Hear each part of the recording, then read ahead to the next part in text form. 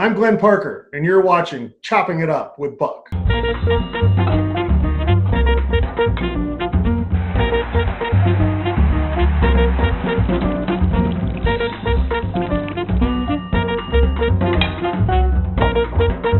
right, I'm happy to have on this edition of Chopping It Up with my man, Glenn Parker. Glenn and I were both Pac-12 guys. He played at Arizona. I played at UCLA. Paths have crossed a lot, Glenn, and it's interesting. It seems like we've been on a trajectory for a while, but I want to take you all the way back to Edison High School because it's interesting. You and I got to spend a lot of time in Arizona this year talking about your maturation and not even playing football in high school. Yeah, not playing any sports in high school. I didn't play, I went out my freshman year of football and I didn't like it. I wasn't mature enough mentally, for sure. Physically, probably not. Maybe I got there later in high school, but in reality, no.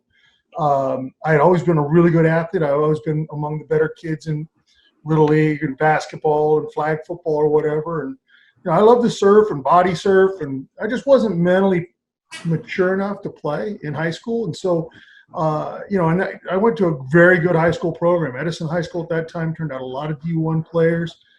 My year, a guy named Andy Sinclair at Stanford, starting center, still my oldest friend in the world. He is, I've known him forever. And did Bobby San Jose? Was Bobby San Jose at Edison also? I don't remember that name. That might be Huntington or Fountain Valley. That's right. Three high schools about 2 miles apart. All football factories turn out people. Guys you would have played with at Huntington, Billy Ray. Huntington Beach High School, and there was another running back, Farmer or something like that in there who went up to UCLA, and so a lot of talent in that area. And I think part of it just I didn't want to be yelled at by a 5'6", 300-pound fat man screaming at me, telling me I was out of shape, and it's like, man, the beach, the waves, I got to get out of here. And it's one of those things, you do other things. I love I love to surf. I love body surfing. I loved playing basketball at the courts where I ended up playing against a lot of ex-NBA guys. That helped my athleticism. And then I was in a history club, and I just did I was kind of a nerd and kind of a, maybe not socially awkward. I wasn't socially awkward. I was just kind of a nerd. My interests were different. I wasn't into that whole scene. And you were 6'5" then, or 6'3"? How tall? Yeah, I graduated high school about 6'5" and ended up getting closer to 6'7" by the time I got out of college. And now I'm down to 6'5" again. Lost my height. That's the knees that go bad, and then all the other back stuff. looks like a question mark. So I got nothing left in my neck. It's trouble. Yeah. Well, it's interesting you talk about that because you went to a junior college where I think that's where you really started to understand the game of football at Golden West. And tell us a little bit about that, because I have so many kids that I try to tell these stories to about, well, when should I play? When you're ready to play. You weren't ready to play football at that time, or you just didn't, you didn't think you were, but maybe at the time that it happened for you at Golden West. Tell us about the coaching and what you got there to help you really prepare for the next level. I'm glad you asked it, because I think you're absolutely right. First off, I think way too many kids play too early and they burn out. I think they learn really bad habits. There's a lot of people out there that think they know football, Buck, as you know, that really don't know much about the game. And it's one thing to know football. It's a whole nother to understand football. Yeah. And I consider myself, I don't really believe in luck at all, but I do know this. I don't think I'd have ever made the NFL had I gone out in high school. And the reason I say that is because when I went out to junior college, I had a coach that had been All-American for Bear Bryant. That was the position coach. And he had been one of the best tight ends in the country coming out of college back in the late 60s. A smart guy. He had his doctorate in exercise sports science. He was just one of those like original Ironman guys. I had a head coach that had played at Arizona. I had another tackles coach that had just been released by the Raiders. So the only thing I learned about the game besides proper footwork and angles is I learned the game from the outside in. When you're young, they teach you got that guy. You versus him. And then maybe you progress. Hopefully in high school you get to it's you two versus those two if you're lucky. If you're at a high school that has enough depth and enough time so they can dedicate to an offense and a defense every day. But if you're on a team that doesn't, you're probably not going to get to those combo blocks. And then when you get to college, you have to pick it up fast. And if you have never learned it the right way, you fall behind quick if your brain's not. Well, I had a coach that sat me down and said, see those guys, those are the safeties. That's going to tell us everything we need to know. Once I learned that, I was like, okay, now I know where backers are and why they're there. I didn't ever worry about the guy in front of me until we got to pads the first time. And he's like, all right, here's the way we're blocking this because what's going to happen? I'd say, well, because they're going to move here because the backer is giving me a clue because the safety's overplaying over there. That was like getting a doctorate level education your first day in football, as opposed to having to go through all those little steps where one wrong step, you learn a bad habit. One wrong step, you're behind. Yeah. And Glenn, I think you bring up a really good point about learning, but also continually learning is what some people don't realize with the game of football. Because when you say safeties, it just makes me think of my day when I'm walking out of the huddle or at the line of scrimmage and you're watching the safety move over. Is he far enough in his depth where he can come up and kind of cover me, or is he going to cover two depth, or is he moving back to play, cloud, sky, whatever you want to call it. But it's interesting, robber, rat, now that we see all those things. I think the biggest thing with learning football is you always learn something. Even when the minute you think you know this game, it's like, oh, I got to learn something different. And I think you and I talked about that with Arizona. You got one of those teams that had a great defense. Offense was pretty decent, but it gave you a chance to get drafted. You had some good skilled players on offense, but your defense was outstanding. How was it to go against Chuck Cecil and the Singleton twins and Byron Evans and those guys every single day? What was that like for your football education? I mean, yeah, when you look at that team, I had Brad Hankey, who was a fourth rounder in front of me, and we had Dana Wells, the Morris Trophy guy, and hell of a nose guard, one of the better college nose guards ever. You had the Singleton twins, first round pick. They had Darrell Lewis, second round pick, perennial all pro at one corner. Chuck Cecil, James DeBow. You had all these guys, and you're like, so you're learning at a high level because those guys played at a high level. And I don't mean there's a million guys nowadays, and Buck, I think you understand this really well, is colleges today are no longer nearly as complicated at what they're doing as they were when we played, because they learned we can just get the best players and get them playing fast. We can make mistakes. They can cut our mistakes down, cut their mistakes, make them make more mistakes, and we'll be all right. Whereas the guys then had, I think, a much deeper innate knowledge of the game of football. I'm shocked when I talk to college kids today that don't have any idea of, okay, if the safety's cap in the corner, what's going to happen? Things that I knew when I got to college, they don't have a clue, and they've never been asked to learn it. Yeah, and with guys right now to this day, I tell you, I've watched rookies get in the NFL. They don't know why we're going to tell them who Mike is. They don't know. Why would I know that? And I don't think they know who the hell Mike is. I don't think they know what it means to be Mike. That's Mike. Why are you telling me Mike's there? 58 is Mike. No, that's funny. No, so playing those guys at Arizona every single day and the way you guys scrimmage, I know it was tough talking to you, but also talking to some of the defensive guys. Had to prepare you for the pros. When you got to Buffalo, you're a third round pick. I know we talked a little bit about it, practicing and getting ready to play. You got a chance to go against Biscuit, Cornelius Bennett, Bruce Smith, that Bills defense with Tally, all those guys. So you leave a school in Arizona, and then you go to a school, a team in the league that has, because we played you twice a year, so you guys were tough. Tell me about that and what that was like every single day. Yeah, you know what it's like being a rookie. Okay, I got to make the team. Yeah. And I'm being told, all right, you're going to be a backup tackle, but you're going to fight for the starting guard spot. I had never played guard, always been a tackle. I was a little weird getting inside and having people so close to me. Wasn't sure I liked that. But I end up, our starting left tackle holds out. So I end up becoming the starting left tackle even into season. About the first 3 games of the season, I started left tackle.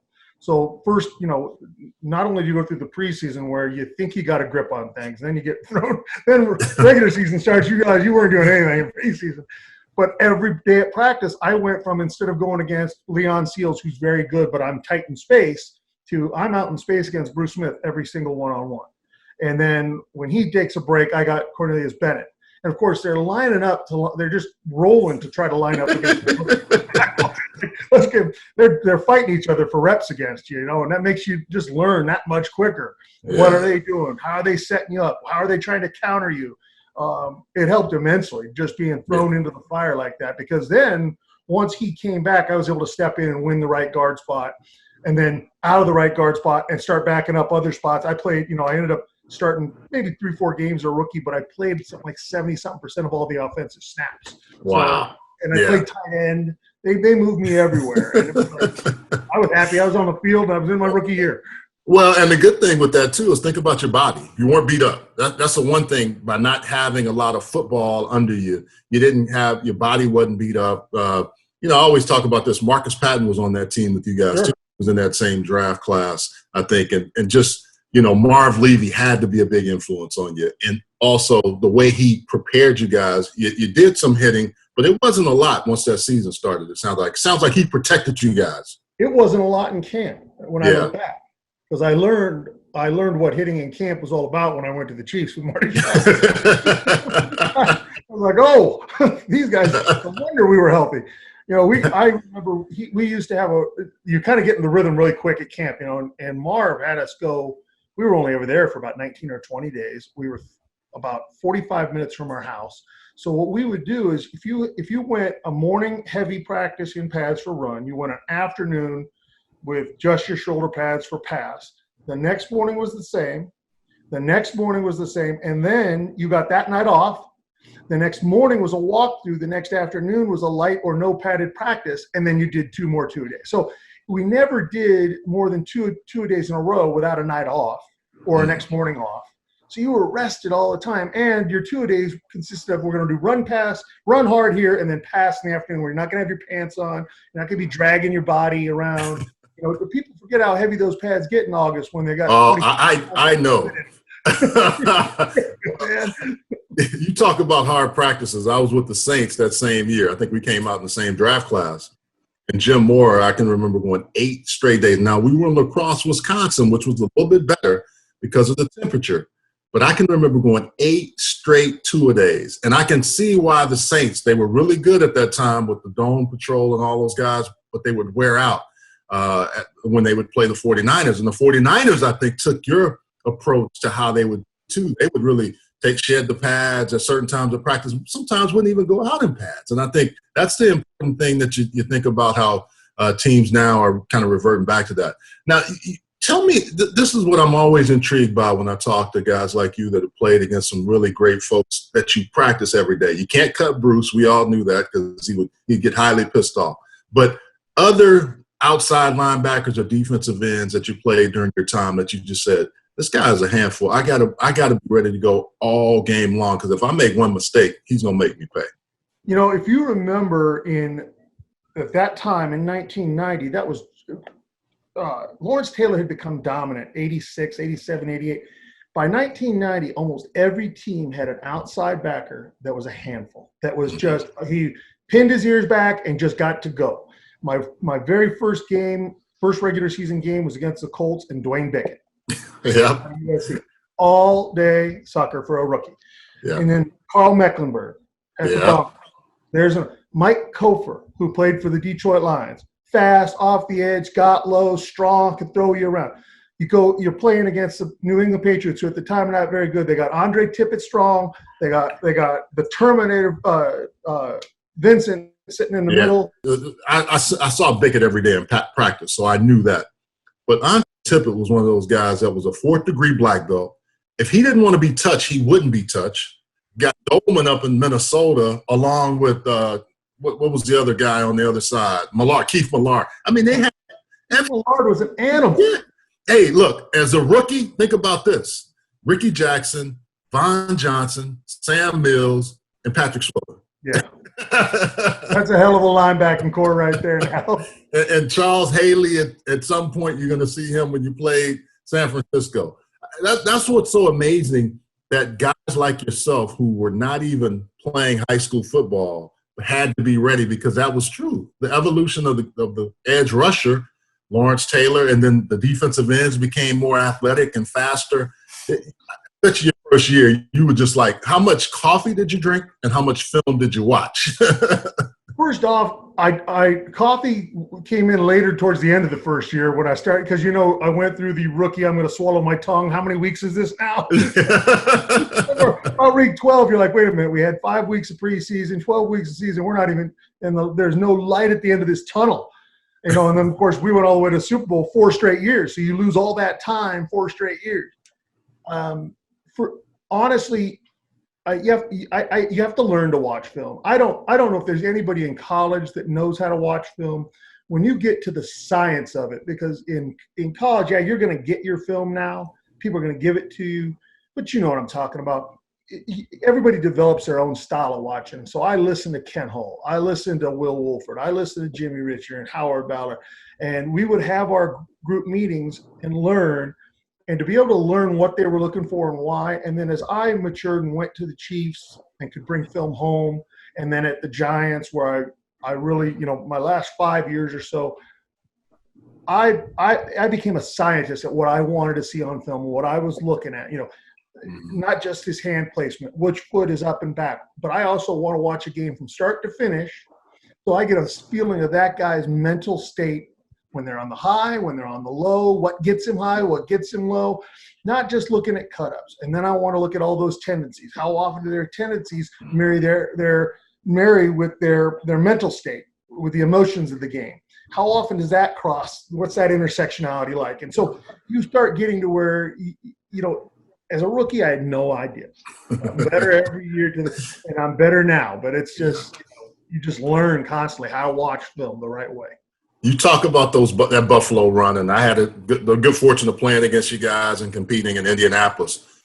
Tell us about that, because I know so many people say, well, you went 4 times and you didn't win. I look at it like, hey, you had a chance. You were in the game 5 times, actually, 1 with the Giants and 4 with the Bills. Now looking back at that, what do you as a guy now that has gone through that and been able to say, I played in 5 Super Bowls, and what is that like? Even though you didn't come out on the winning end, what did you take away from those 5 opportunities to play for the Lombardi Trophy? So never take it for granted, and I knew that because after my first 4 years, I'd done it, and here I didn't get into another one until almost my last year. So never take it for granted. Understand that the emotional toll, a game rides on emotions when it never should. And learning how emotion should never be part of the game is very important. And you watch when it turns into a game sometimes where emotion gets into it. The team that gets emotional first generally loses. Emotions cannot play a part. I learned about the process of creating a good team and staying on a good team. That process of sticking to what you know works and how it works, and bringing in new ideas constantly to improve. That's life. That is, I have to trust that if I do little things right all the time, those tiny little habits are going to add up into an explosion of improvement.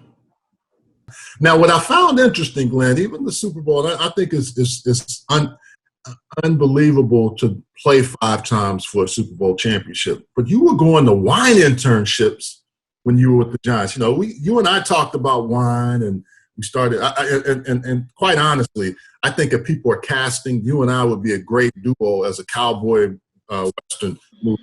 I mean, I'm not a big Western fan.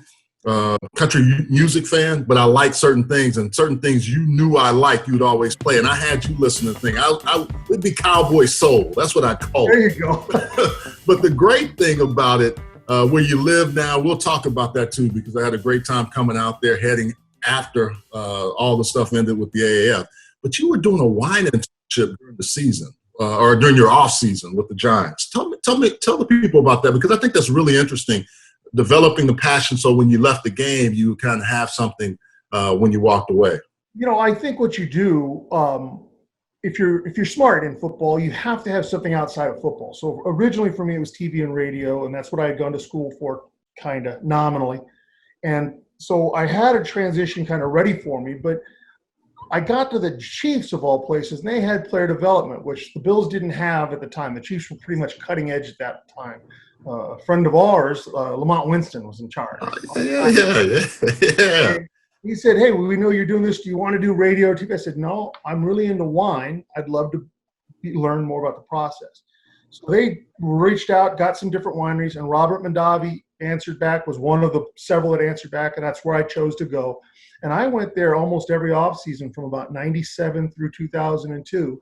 And sometimes longer, I might go 3-4 weeks. I might go 1 week. It just depended on how the schedules work. And sometimes I stayed right on Mr. Mondavi's property. At other times I get a hotel. And I learned the business inside and out. And I learned that I wanted to be involved in it somehow.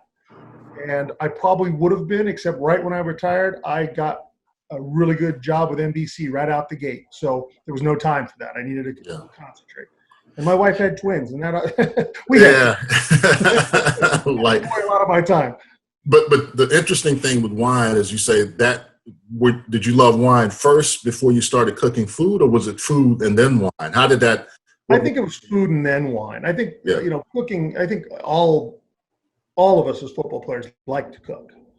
I think we like it. It gives us some control. It's our way of showing love to our family and our friends, and we like that. I've not really never met a football player who didn't like to cook. Yeah. And then you add in, you like to cook. You start. My wife was pregnant with our first daughter, and she hated everything she made. If she made it, she wasn't going to eat it. It made her sick. Okay. Well, I'm going to have to start cooking, so I might as well really learn to cook, because it's one thing to be the youngest of 6 and just make crap in the kitchen because you're hungry. It's a whole other to know what you're doing. So I learned. I went with a friend of mine who is a kind of classically trained chef that ran a French-inspired restaurant, really good one, and I just was a fly on the wall. I listened, I learned, I asked questions. I went in during the day to learn how to do stocks and prep work, and at night how to run a line on a stove and know what your timing is, and understand that if you know what you want it to taste like and you know the texture you want, how to get there.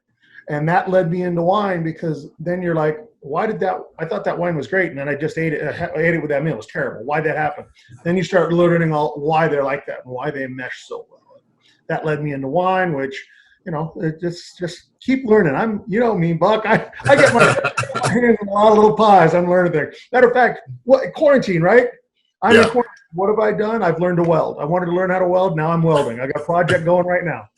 Well, we're going to take a quick break, and we're going to come back and talk about that with the quarantine and you learning. I know you're always trying to improve yourself. We'll take a break, and we'll be right back. All right. Live it, thin energy, lose weight, gain energy. Hi, I'm Mike Gardner, founder of Thin Energy, the wellness energy that delivers each and every time. In 6 weeks that I've been taking Thin Energy, I feel fantastic. I lost 7 pounds in the first week. You just squeeze it in, you take a shot, and you're done. Get your drinks, get you hype, get you ready. I feel great. Jump on, try Thin Energy. Drink it, live it. Thin energy. Many people are looking for natural alternatives to help ease their aches and pains. Begin stopping the pain with the help of Pain Stopper. Formulated by healthcare providers, Pain Stopper helps alleviate a variety of physical ailments so you can get back to doing what you love. Our products are triple independently lab tested to ensure the highest quality hemp available. Visit PainStopCBD.com for more information. Pain Stopper, because why manage pain when you can stop it? At Heslop Wealth Advisors, our goal is to help small businesses develop quality retirement plans for their employees through our Lunch and Learn seminars. We provide lunch and learning tools to help your company succeed and unmatched customer service.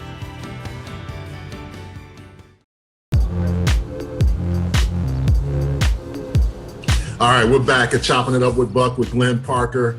Glenn, you were talking about the quarantine and thing that you've had to do during that time, all your family there, and I know you guys are having a good time bonding. But I knew I was going to ask you, what have you done to kind of keep yourself sane in the house, working in the house, but also fine? Because I know you got something. I was going to ask you what book had you read, but you took it the next step. You said you learned welding. Tell us about that.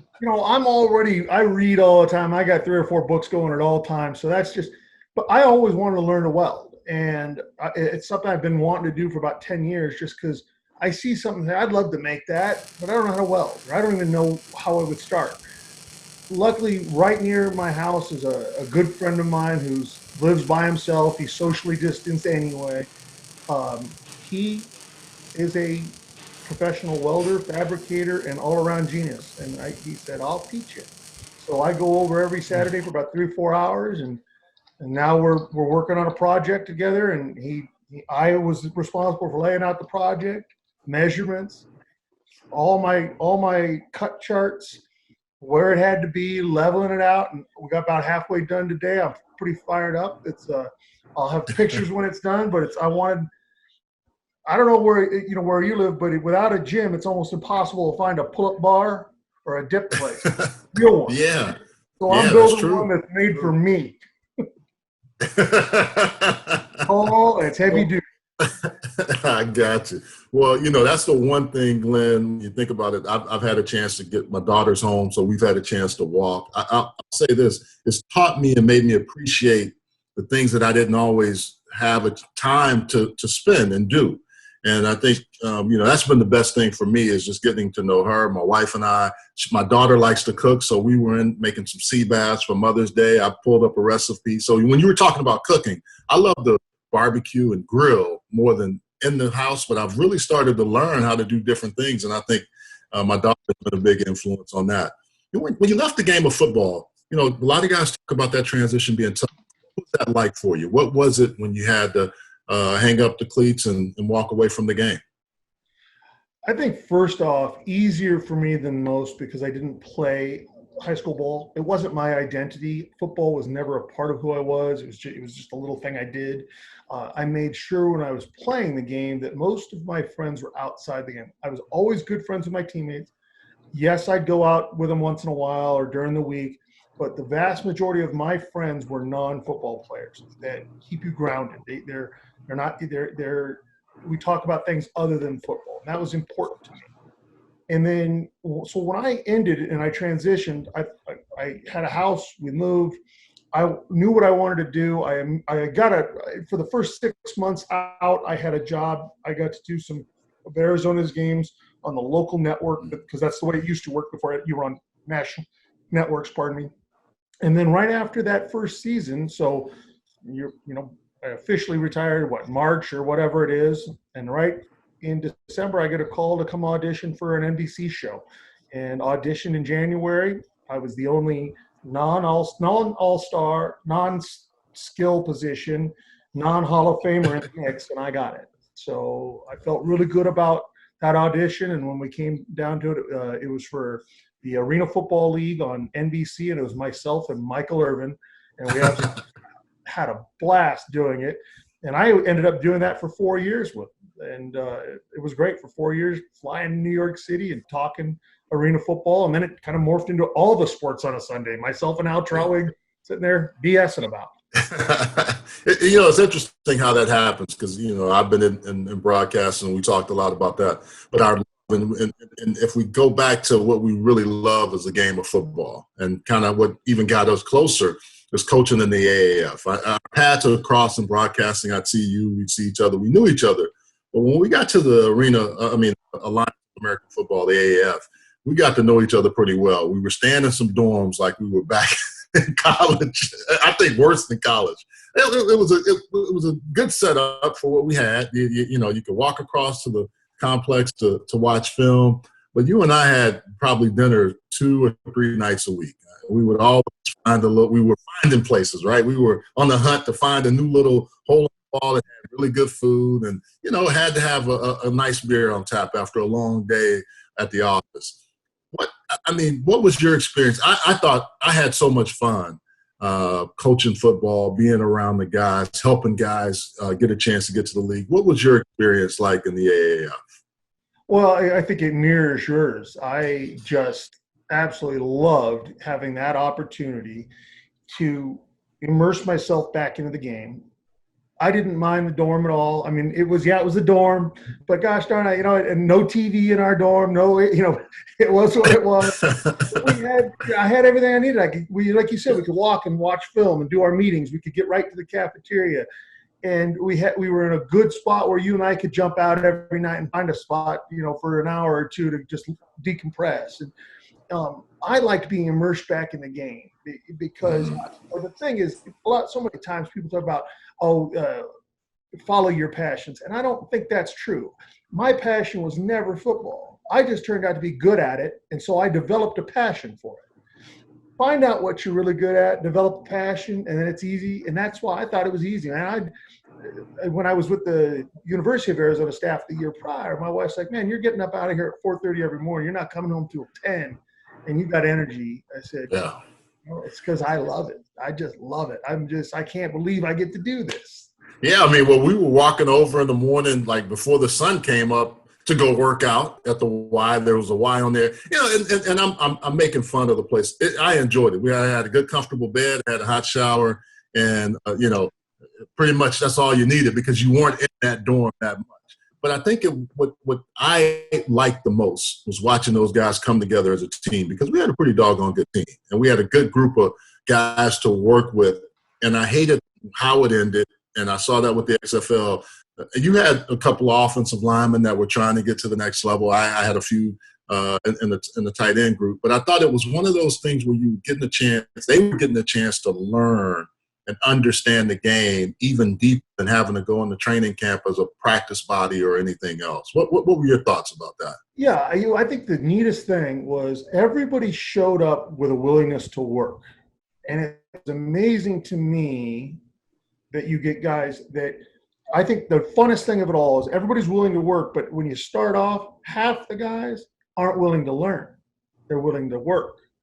And then by the end of it, they all started realizing the reason they're where they're at is because they weren't willing to learn. And maybe they should start getting there. I think we had 3 guys or 4 guys off the offensive line get a chance in camp. And that's what I wanted to do. I just wanted to give kids that chance, that possibility of getting into a camp and feeling good about the way things ended as opposed to being just cut off from football. And so I hang my hat on the fact they got a chance. Yeah. Well, and the facilities we had were great. I mean, we were practicing at the Cardinals. I mean, I know you're still doing some things with the Cardinals pre or post game, and I'm not sure which one. But we were at their outside practice facility, and we'd go walk every day and talk before. And what I noticed, what you just said made me think about it. Remember, initially, guys weren't coming out to work before. And I got on my guys about this, too, and I think you did as well. I said, there is everybody right now, whether they're in this league or in that league or coming up from college, is doing something before, during, and after, and then even after practice. If you're not doing that, you're not going to make it. and it was interesting by the second or third week how many guys you had working on the pads. I had my guys coming over doing some double team stuff, just more footwork. And that was interesting to see the progression of what they started to understand. Like, yeah, I'm here. I can't complain about my spot. I've got to do everything I can to get to the next level. Yeah, it's the old thing. It's Ben Franklin, it's better done than well said. Stop telling me you want to get to the NFL and you don't come out here and show me. If you're not going to come out and work on just the simple things, why would I ever tell an NFL coach this is a guy you got to take a look at? I mean, it made no sense. And I think that every person, but every football person especially, has to learn at some point. Stop telling me about how much homework you do. Stop telling me how much you want something. Just go show me the homework you do and show me what you've done, and we can get there. If you're willing to take the time and learn and put in the work, right? And that's pretty simple stuff. Yeah. Hey, well, the other thing is the football stuff was great, but our love for tacos. How many tacos did we find? How many dogs? I mean, if it's going to be chopping it up, we got to talk some food, wine, or who doesn't like tacos? Yeah, I should have. I'd have a full 6-pack if I didn't eat tacos. I love tacos. Hold on. How about the time you came back on? Because you would have to go home. I was there during the weekend. You go home, which is great. You got to go to Tucson, which is a great town, by the way, as well. Come back and say, hey, I found something. I think we should try this one. And I had been searching on the weekend. Remember the place we found that had all-you-can-eat tacos? I think we tried to put him out of business that one time. Oh yeah, and we turned on enough other coaches to the fact, like, you got to come try this out on Wednesdays. It's all you can eat. We tried to put them out of business, but you know what? That you talk about just good people, that place, and so many of them.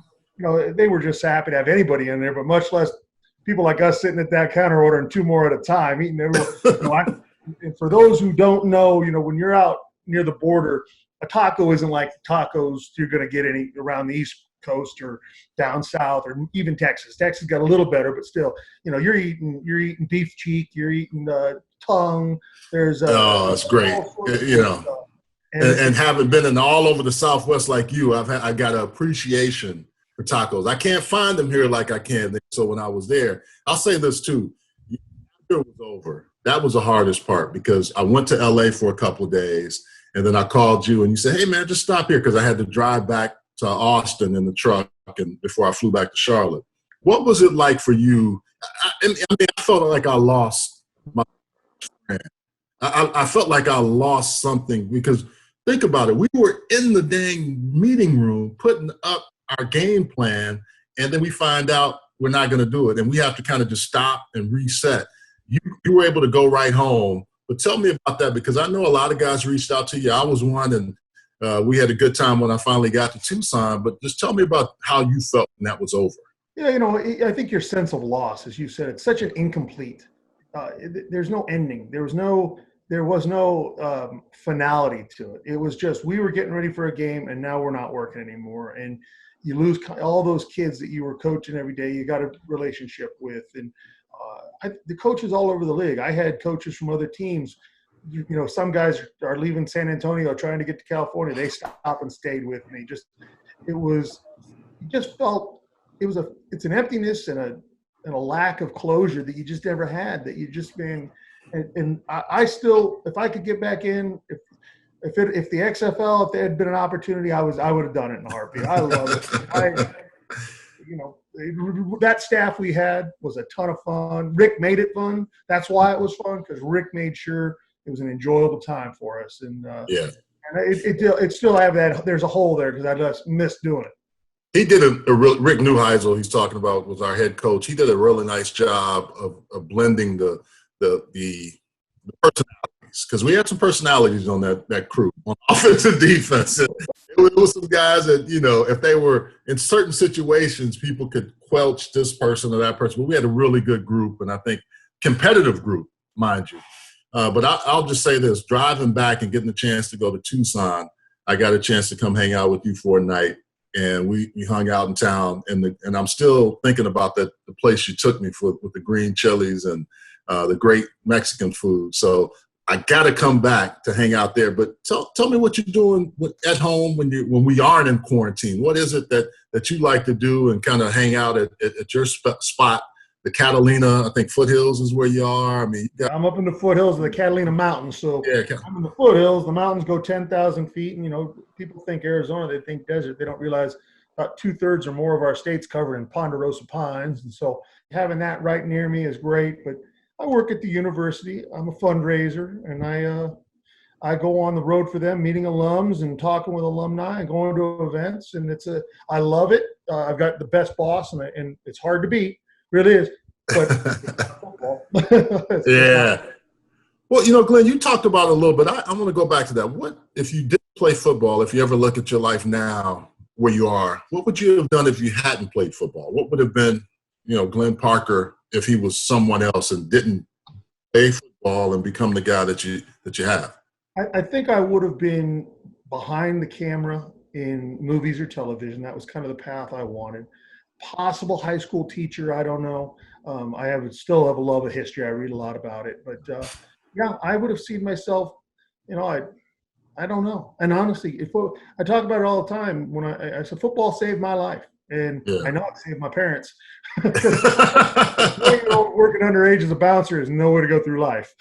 Yeah, that's a good point. That's a good point. All right, Glenn, so you always talk to me when I would see you. The first time I got in your truck, you had a couple of books in there. You said you were reading 3 different books. And then after the AAF, you and I started sending books back to each other. You got me involved in a couple of kind of social media book clubs and different things like that. I like to read too, so it was always interesting some of the things that you guys that you would share with me and I'd share with you, and I thought it was always good to get a good insight on different things. I'm a history major by choice, and I think you were the same way, and we kind of had an appreciation of history. So from a standpoint of books, what are you currently reading, and what's kind of influenced you the most?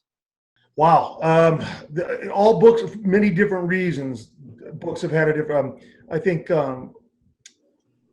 What Price Glory by Alistair Hunt is his name. That's a World War II book, a World War I book, really had an impact. Let's see, A Distant Mirror, Barbara Tuchman was a really good one. That's about about the plague in medieval Europe. And now you're looking, wow. I read that when I was 14.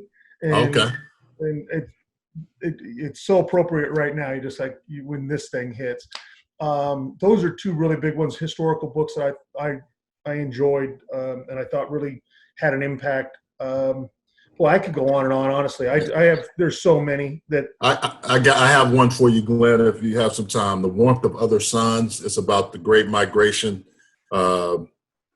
It's actually a pretty good one. The Warmth of Other Suns. You might like that. It talks about the migration of African Americans from Texas out to California, which made me think of your dad. From Louisiana to California, from Florida up to New York. It's a really good read. You mentioned it, well, your parents. I know you're close to your dad, your mom, but tell us about their influence, because I know your dad's a veteran. He served in, I think, World War II in Korea. What influence did he play on your life? Because a lot of guys talk about coaches and different things, and I know they're important, but tell us a little bit about your relationship with your dad and what he means to you. Well, I had two very strong parents. My father had come from a one-room shack. He was one of 7 kids born in one room. Across the room was a curtain where mom and dad were on one side, all the kids on the other, no indoor plumbing. He was born in the kitchen area that's just off there. And the type of house, they're all over down south. He was born in Texas. 12, he hitchhiked the rails to California to pick dates during the summer. And you can imagine what Indio, California is like in the summer, picking dates. His 12 and 13-year-old, because he's with his older brothers riding the trains and sending money home. And when the war came, he joined because his older brothers had joined, because he wanted out of that little Texas town. And he never went back. And he married my mom, who lost both of her parents before she was 16 years old, and made her way in the world. And so I had two really strong parents. It basically taught me, if there was one strong thing they said, is if you want it, you got to go get it. There's nothing going to be handed to you in this life. And my father had ended up 20 years in the service, World War II, Korea, and into Vietnam. And when he retired, he became an engineer with Hughes Aircraft Missile Systems and Ground Operation. And my mom was a nurse, had gone to nursing school at USC, which at the time was not USC. It was part of it, and ended up running hospitals. And they had done it all on their own. They had a nice life in Huntington Beach, a boat in the harbor at Dana Point, and some rental properties and whatnot. And I just knew if I was going to get it, I had to go get it. It took me longer to come to it than most people. Yeah, that's good. Well, Glenn, we always kind of finish up with the 2-minute drill. So I'm a couple of quick questions. I don't want to take all your time today, but I know it's been good catching up as always. First thing I got, what book are you reading? I know you have multiple, but what book are you reading right now? I'm reading Call Sign Chaos. It's from Colonel Mad Dog Mattis, about leadership and learning. All right. When's the last time you've been able to go out and get on the water, surfboarding?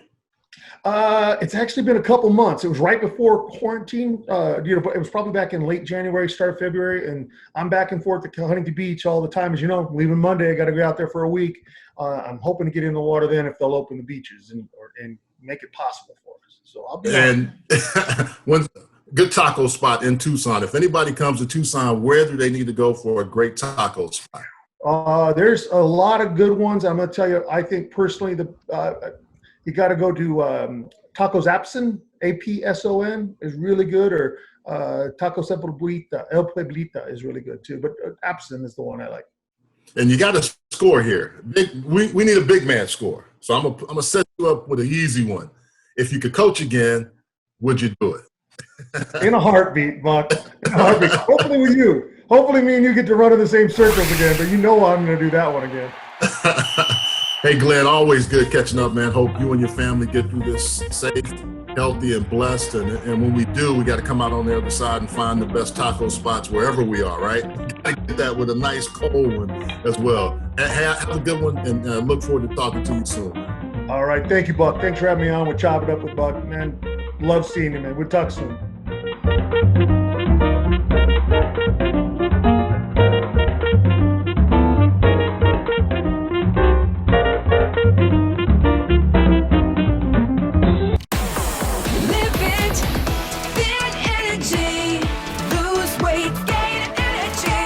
Hi, I'm Mike Gardner, founder of Thin Energy, the wellness energy that delivers each and every time.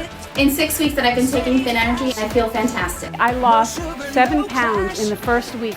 You just squeeze it in, you take a shot, and you're done. Get your drinks, get you hype, get you ready. I feel great. Jump on, try Thin Energy. Drink it, live it. Many people are looking for natural alternatives to help ease their aches and pains. Begin stopping the pain with the help of Pain Stopper. Formulated by healthcare providers, Pain Stopper helps alleviate a variety of physical ailments so you can get back to doing what you love. Our products are triple independently lab tested to ensure the highest quality hemp available. Visit PainStopCBD.com for more information. Pain Stopper, because why manage pain when you can stop it?